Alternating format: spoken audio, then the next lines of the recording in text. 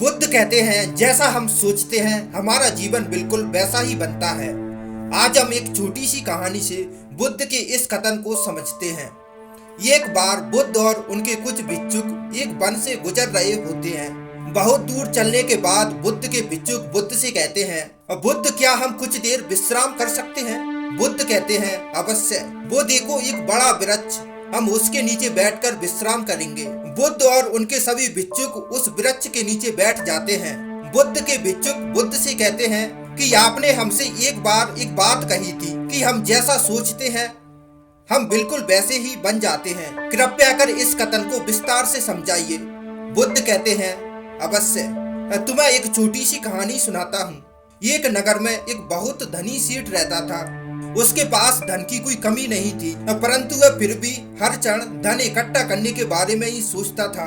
एक बार सेठ के घर उसका एक रिश्तेदार आता है। सेठ उसकी बहुत खातिरदारी करता है। बातों बातों में सेठ का रिश्तेदार सेठ से कहता है, अरे सेठ जी, क्या आपको पता है हमारे नगर में भी एक नामी ग्रामी सेठ रहता था। धन के मामले में वह आपसे भी अधिक धनवान था।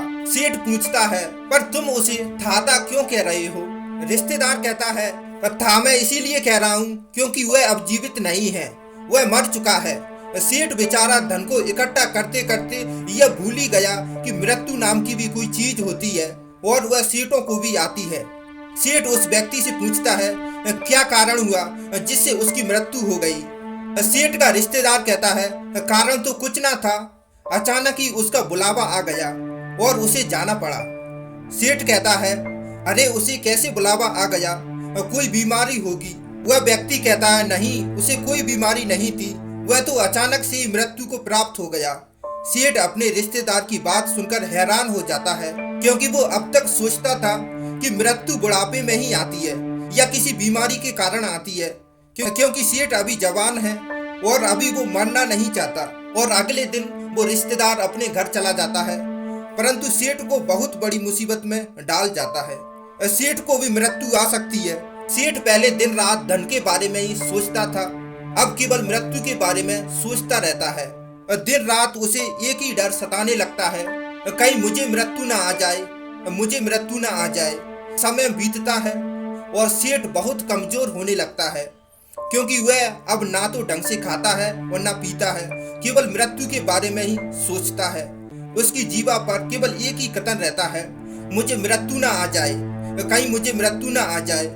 और वह बीमार हो जाता है और उसकी ऐसी स्थिति आ जाती है कि मानो कभी भी प्राण निकल जाए। सभी लोग उस सेठ की ऐसी हालत देखकर बड़े आश्चर्यचकित होते हैं, क्योंकि उन्होंने देखा था कि वह सेठ तो हमेशा खुश रहता था, इसके पास तो धन की कोई कमी नहीं थी। पर अब इसको क्या हुआ? सेठ कहीं जाता आता नहीं था, केवल एक जगह लेटा रहता था। उस सेठ की हालत देख उस सेठ का एक मित्र एक सन्यासी को सेठ के पास लाता है और कहता है, इन्हें अपनी समस्या बताओ, यह उसका जरूर समाधान कर देंगे। वह सन्यासी सेठ से पूछता है, क्या मैंने तुम्हें पहले भी देखा है, परंतु इतने कमजोर कैसे हो गए? कौन सी चिंता तुम्हें खाई जा रही है? सन्यासी की बात सुनकर वह सेठ सन्यासी से कहता है, मैं मृत्यु को प्राप्त नहीं होना चाहता, कहीं मुझे मृत्यु ना आ जाए। वह सन्यासी मुस्कुराता है और उस सेठ से कहता है, अच्छा तुम्हें मृत्यु का भय है? वह सेठ कहता है, मेरे पास इतना सारा धन है, इसका उपयोग कौन करेगा यदि मैं मर जाऊंगा? मुझे मृत्यु को प्राप्त नहीं होना, मुझे जीना है। वह संत कहते हैं, तुम्हारी इस समस्या का मैं अभी समाधान निकाल दूंगा। वह सेठ बहुत खुश होता है और वह संत के आगे हाथ जोड़ता है और कहता है, कृपया कर मेरी समस्या का समाधान कीजिए। वह संत सेठ से कहता है, मैं तुम्हें एक मंत्र देता हूँ, तुम्हें बस इसका उच्चारण करना है, भीतर और बाहर भी, मतलब मुंह से भी यही मंत्र बोलना है और अपने भीतर मन ही मन में भी यही मंत्र बोलते रहना है। यह मंत्र है, जब तक मुझे मृत्यु नहीं आएगी तब तक मैं जीऊंगा, जब तक मुझे मृत्यु नहीं आएगी तब तक मैं जीऊंगा। तुम इस मंत्र को 7 दिन तक लगातार बोलो, मैं 7 दिन बाद फिर आऊंगा। और वह सन्यासी वहां से चला जाता है।